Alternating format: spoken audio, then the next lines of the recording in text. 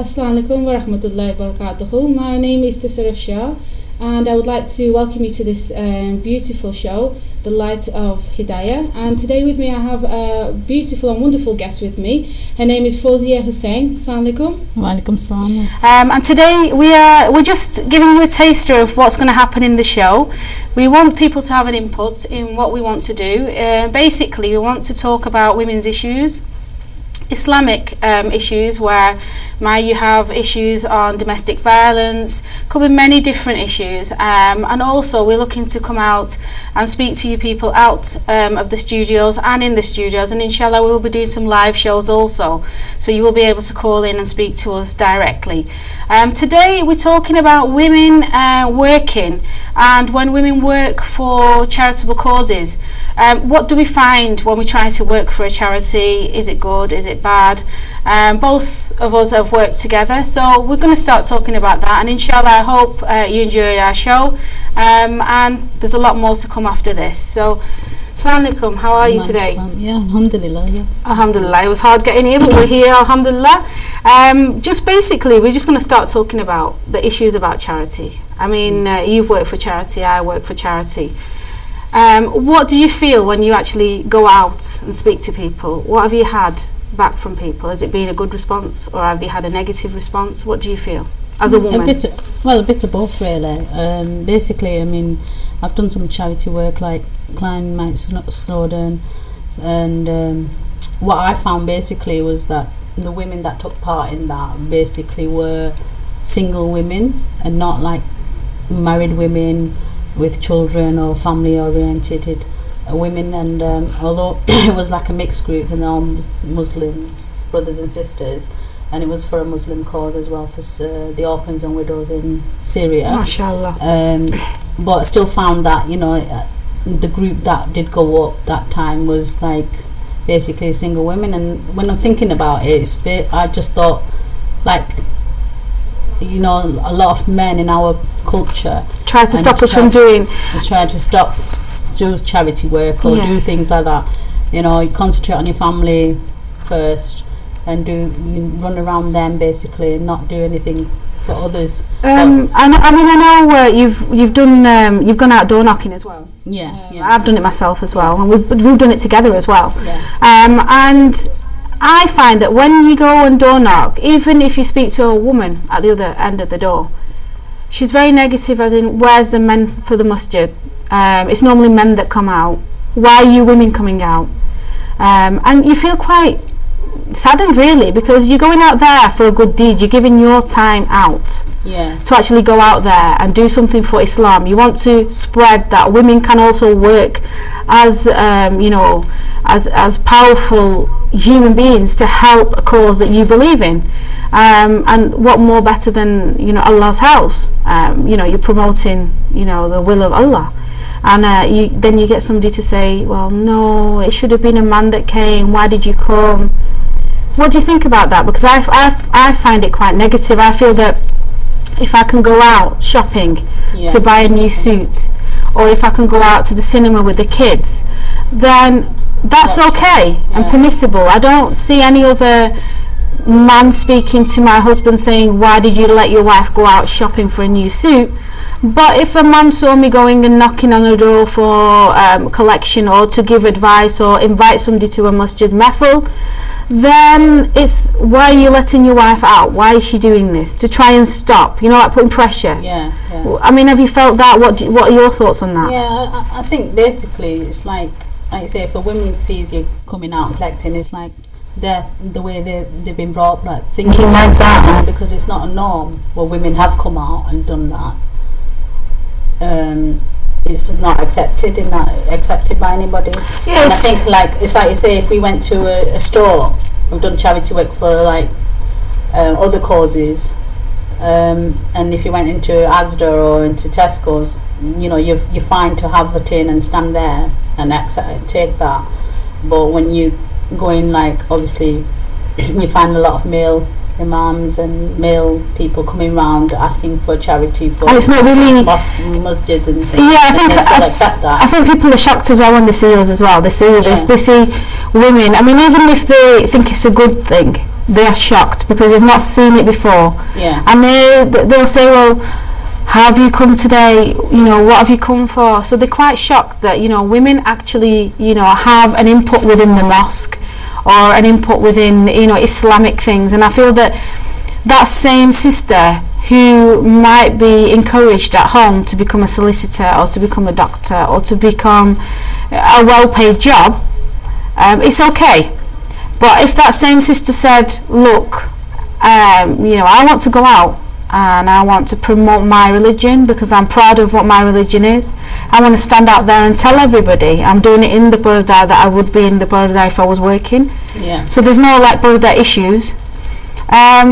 Why is it an issue? Like it's like if they see a woman in the mosque, even though the woman's going in a separate area in the masjid for just women, it's a very, well, you know, it's a place for men, you know. Why is that? Because obviously we're teaching, well, at a young age we go there to learn the Quran as females. Yeah. It's okay. But then they don't let you. It's finished. Pray, yeah. But that's a part of our life and our community. But yeah, well, it's where you learn from. Yeah. If you see in other like countries, Middle East countries, women do go and pray in mosque. Africa as well. African countries. Yeah. Whereas it's just like, obviously we've been brought up in Britain, and then it's like here in a Western country, so it's not a seen thing. And I think it's like, obviously because you're at home, you have to watch the children, and prayer times is a bit difficult to go because of the children, but it's not even encouraged. So I think even mosques even stop it themselves, don't they, when they don't have. That's what I feel. They don't have the facilities definitely to cater for women, basically. Yeah, and I feel that I mean, like there's the ones like if you have a madrasa for girls where the girls are getting just a girls' school or girls, it'll be just girls only, and they'll be going there till they're 16 and learning about Islam and everything. But it'll be women who'll be obviously teaching them and everything. Yeah. You'll have that type of schooling here, but then obviously it just depends. But then obviously if my question comes again then, if we're brought up, so my daughter, if she goes to an Islamic school and then she studies till her GCSEs or A levels in that Islamic environment, yeah, and she's so used to sitting and speaking and preaching and learning, and that she's become so close to her deen that it's the first thing that comes to in her mind that, you know, there's only one Allah, and we follow what our Allah has told us, which is in the Quran, and we follow our Nabi Sallallahu Alaihi Wasallam and our early bed. So if we're taught that, we're excited because we want to go and do what we've been taught. Like if I become a doctor, then I'm excited that at the prospect of going and working in the hospital, actually seeing patients. Yeah. So if I've been studying Islam and I've got so much information and I'm bubbling with excitement that I want to tell everybody about what I've learnt, I want to go out and collect for charity, because I know charity is such a big part of Islam. You know, even our wages, we have to give a part of that to charity. Everything that we do in our life is to do with giving to charity. But then suddenly it stopped. Well, no, you just stay at home and you don't take part in charity work, you don't take part in the work of deen. But why is that? And I just feel that this question needs to be asked, because you know, it's okay if we go shopping. Like I say, I keep coming back to this, that, you know, it's the same ladies and the same husbands that will say, you know, why are you going out to do the work of deen? But then it's okay to go out shopping, and that's always my answer back to them, is that, what, do you not go outside? I suppose it depends, obviously, on the families, really, on how the men have been taught their religion and what do they know about religion, and not bring the culture into it. And I think when they bring culture into it, that's when you get the conflicts of it's dividing culture and religion, isn't it? And I think that in our society, although that we're living in the UK and that we're proud of being able to stand up for what we believe in, but then we have these old-fashioned you know, traditional ways, and we're just sort of thinking, well our elders did it, so we'll just carry on. I mean, I was talking to somebody about a madrasa, and I was saying, well, you know, when my children go to a madrasa, I don't want anybody hitting my children. Yeah. And the answer I got from the other person was, well, if I got hit when I was there and nothing happened to me, so why should I be bothered if it happens to my child? And I thought, well, no. Yeah, we've had that. Yeah, and I thought, look, we send our children to school. They spend more hours at school with non-Muslims and don't get beat. But then when it goes to going to a masjid, it's okay, it's acceptable because it happened to us, so it's okay to carry on. Where's that where it stops? I mean, Islam started to stop things that were happening that was wrong. Yeah. Islam came to us to stop bad things, like when we didn't have any rights. We were killed at birth because they didn't want any daughters. And we've come so far, but we're still backwards. Do you not think? Yeah, I think it comes again like how they've been brought up, haven't they? Yeah. Basically, and if you look at like in the 80s in the 70s, 60s and 70s when the first like a lot of we got a lot of people coming from Pakistan and India, Bangladesh, all to help with work here. Yeah. When they've come in, then they've sort of, the husbands were going out to work, the women were staying at home to look after the children and family because they had language issues and language barriers, because the women came from abroad as well, and they didn't know the language. But we now do know. And then thought thinking has just gone through, hasn't it, with some people? But then you see a lot of families of people from abroad, haven't they? And then it's still carried on with that thinking. And then I don't know, I suppose it's like they just carry on thinking that, it's a way of control, isn't it? Controlling the women, basically, I think. And it's not religion, but it's controlling, because and for a beautiful religion of our religion, which is Islam, it's given so much power as Muslim women. We're allowed to take our rights from our husband. If we work, we don't have to spend the money in the household. Your husband can't ask for that money unless you want to give it and spend it. It's yours to do what you like. Now, these rules and regulations that give us that power came from our religion. But today, I find that you get Muslim men trying to use rules negatively to take that power away from us. Yeah, they're just abusing the rules, really. The rules that were made for us. Make them fit what they want, basically, I think. But Islam isn't like that, though, is it? It's quite Islam is quite rigorous in how it tells you that this is permissible and this is not permissible. But yet then you get this cultural issue that, well, if you go out and you ask for money to help a charity, then it looks bad on me because I'm letting you go out, so can you stay at home? Yeah. Well, Islamically, really, you going out and doing charity work, or you going and helping a stray animal, or you've seen somebody out in the street that's fallen and you want to help them. That's your way of helping humanity. I mean, Islam says Islam to help yourself as well. I think. Well, yes, and Islam tells you that if you save one of humanity, you're saving the whole of humanity, and you kill one humanity, you're killing the whole of humanity. That's a big statement to say, and our religion gives us that hack for men and women as equals to be able to. Because when we go and do our hisab, and we go in the Qabr ourselves, it's what we've done, not what my husband's done, but what I've done. Yeah, exactly.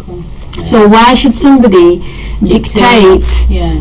See, why should anyone dictate us and stop us from doing something that's going to help us when we're on our own in Akhirah? I think in a way it's like before marriage, these type of things should be like discussed, or that, like, we were the same, wasn't we? When when you're bringing up your daughters, they should really learn about what a marriage means. And I think men as well, obviously, because if they know what they're expected Islamically, what they're expected to do for their wives, then half of these things wouldn't be happening, would they, really? Well, I mean, Islam, Islam is ikra, learn. Yeah, but yet, we don't read about how we should respect our partners, vice versa. Yeah. I mean, I'm not just here sat saying all men are, I mean, I work for the deen.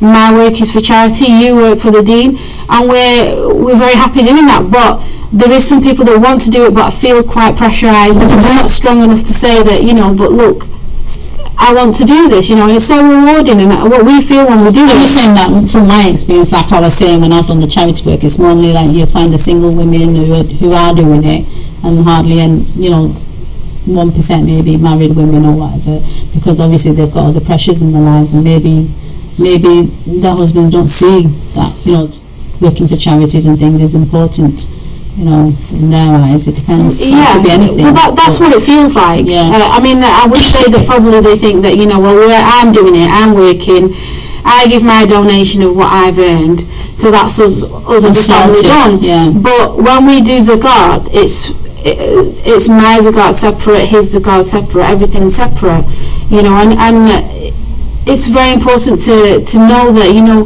my namaz is mine, my zakat's mine, and my modesty is mine, and if all these things are mine, then my actions are mine as well. And if my actions are to help humanity, then why is our culture stopping us from doing that? Why is our culture trying to take away such a beautiful part of life? Because when you help somebody and you see that person smile, you know, that feeling inside, you can't buy that feeling. I think even if, like, you know, even if you've helped somebody with just a basic, like, you know, form fillings I've done, you know, in the past, and just like you feel so relieved, like you've done something for somebody who, you know, which they've not been able to do themselves, and like, you know, they just help them, you know, with their lives. It doesn't mean that you go out and, I mean, mashallah, you've gone on the mountain and you've climbed, I'd probably collapse after 2 steps. But, you know, everybody has different ways of doing their charity work. I mean, I went to Baghdad and took medical aid. Now when people hear that, they get quite scared that, well, were you not scared? You know, what happened when you got there? And obviously we had to visit authorities, we had to go through quite a lot of things to get that medicine. To get the medicine to where we believed it would be given freely to the people. So for me to do that, it was quite a big thing for me. But I think if I had to go up the mountain, that would have been a bigger thing for me to do, because I don't think I could manage it. So, you know, everything's different to everyone else. I was sat outside, they was doing a cultural awareness in the town that I'm from. And there's not that many integrations within the town that I'm from. I'm from Blackpool, so we're a minority in our town. And we were sat there, and I was sat on they put me on the Pakistani stall to promote Pakistani culture. So I was sat there, but obviously the Pakistani culture also has the Islamic culture there with it as well, because it all sort of entwines together. I was sat there and they put me next to a Christian group. And there was a couple that were, you know, sat there sleeping on the streets. You could tell that they didn't have anything at all. And the lady was very, very ill. Now there was people walking by, but no one stopped to see if they could help. The gentleman went into the church to ask for some bread. Nobody would. The church said, we're closed and we can't give you any food from the food bank. So I kept watching this, and it was like something was pulling me and pulling me. And in the end, I said to my husband, I said, will you go and buy something from the, buy a pasty and buy some bread. So he brought some, and I went over and I gave it. He didn't take it because he knew it was me that had that feeling and that desire to help. So he gave it to me. I went and gave it to them, and their face was just wow, you know. And the following day, they came to the mosque just to say thank you. You know, they weren't Muslim, but because of that deed, they remembered and came back to the mosque the following day. Now, when I went back to my stall, the lady that was Christian next to me said, "That was very Christian of you." I went, "What do you mean?" She said, because I don't really see many Asian Muslim women going out doing things like that. I said, yes, because you're not looking in the right places. What I've done is being a good Muslim, and being a good Christian is very similar, because we follow one God, which is Allah. And she was very confused, and she said, I hope you don't mind I said that. I said, no, I don't mind, because you said that I've done a good thing. But being a good Muslim and being a good Christian is not too far apart. It's being a good human being. And humanity comes back again to Islam. Humanity plays a big part of our religion. So it's like we were talking before, if you go most of the people who are donating, women tend to be the ones who most donate donations. You know, when you get on phones or wherever you go, Definitely. it's always women who are donating. A lot of the times as well, like we were saying on TV appeals as well, you'll see this men that's sitting, you don't see any females sitting. No. And I think we're going to change that, inshallah, soon, you know. But, you know, you see the men sitting there, and then you see the females ringing up and saying, Imam Saab, Shah Saab, can you make a dua for us? You know, we want to donate for this charity, because they feel that they can't go out themselves and doing charity work, so at least they can pick the phone up and donate. Yeah. You know, so they've got that. But why aren't we sitting there and we're saying to them, look, you know, this is what we need. I've just been talking to 2 Syrian gentlemen who work for the government in Syria, and when they tell me what's going on there, you just want to help them, you know. It hurts me. Now, as a woman, doesn't mean that I'm going to do less for them or do more for them if I was male. Yeah. You know, they're brothers and they need help. You know, and as a Muslim, we have to. You know, and I just feel that, you know, husband and wife, if they communicate how Islam told us to communicate, a lot of problems wouldn't exist, which we're going to touch on other programs, like the domestic violence, the pressure raising, marrying and not really understanding what you're actually getting into, because there's no education to explain that today, parenting as well. Today you're getting married, this is your rights. I mean, beautiful thing that's in the Quran, where it says that the woman is the man's libas, the man's clothes, and the man is the woman's clothes. I mean, how intimate can you get, you know? We belong to each other. Now, if we belong to each other and we're clothes for each other, I want to make sure that my husband is always respected, well dressed, well behaved in Islam, and also for him too, not to stop me and put me at home like, oh, I'll just put her in the cupboard until I need her. The other thing is you're running around doing everything, like even if you're working part-time, running take care of the kids, and then running make sure he's got his clothes ready, everything. So it's like you're running home and outside, but the husband is just doing the work and coming home and having his dinner ready, and that's it. And then you know, if you say not taking part in the family. Yeah, and then if you say, look, husband, you know, I've got a sister and you know, she's doing this work for charity and I'd like to get involved. No, well, you've got too much to do because you're working and you've got your kids to do and you've got to take care of me. How can you do that? Yeah. You know, and it stops it. Well, I suppose it just depends on the woman herself, because if she's got that passion to do that, then she will do that. She'll get some way of doing it, because it's something that's inside her. But I mean, if not now, maybe in the future. But we're just hoping that, you know, anyone who's watching this, people's eyes really. Yeah, if anyone's watching this, you know, listen to your wife, because maybe your wife or your mother or your sister or your daughter wants to work with humans and humanitarian aid and help people, and just have that feeling of, well, I've actually made a difference. I have actually saved somebody's life, you know, and be proud of it, rather than be scared of saying, well, I'd really want to do it, but I don't think that they're going to let me do it. You know, we want to try and educate people really, to say, well, look, you know, you shouldn't stop people from dreams and destinies. You know, I've got the same feelings as my husband. If something makes him upset, then it makes me upset. You know, we're all humans, and I'm sure if something made me upset, then it would probably make you upset. Yeah. You know, if you saw something like, I mean, I went to Turkey. Yeah. I'll have to show you. I'll have to dig out the picture. A little boy, 8 years old, beautiful little boy, about the same age as your little boy, beautiful. We went to buy a tasbih, and because we couldn't speak the language, they said 1 minute we'll bring a translator in. So we was waiting for a guy to walk in and translate. A little 8-year-old comes in. He spoke 4 languages. He was beautiful. He looked at him and he was angelic. And he came in with his shirt and jeans on. He had his sunglasses on his head. He was really, you know, dapper. No way you'd think that he was a refugee. Yeah. No way. After he translated and did everything, because he spoke so many languages. He was from Syria. He was called Ali, and we spoke to him, and he said that, you know, he'd walked from Syria with his mum and his baby brother. And his mum also works, but she has the baby with her as well. And he works from 8 o'clock in the morning till 8 o'clock at night, translating, taking glasses and cups to people that are having teas and coffee. It was like a tourist It was an open air mosque was it? in Ankara in Turkey. Yeah. So it was an open air mosque with an inside mosque, but an open air as well. So people were going to go with all fountains and everything, so they were all having kahwa and sitting and relaxing. So he was just doing bits for all the shops, really. All the shops used him. And then they all gathered the money together and paid him.